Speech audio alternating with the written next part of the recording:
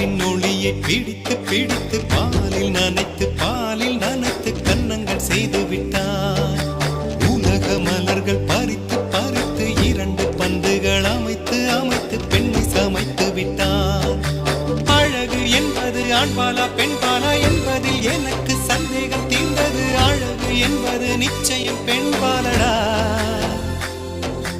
கவிதை என்பது மொழியின் வடிவம் என்றொரு கருத்தும் இன்று உடைந்தது. கவிதை என்பது கன்னி வடிவமடா. மின்னலை பிடித்து மேக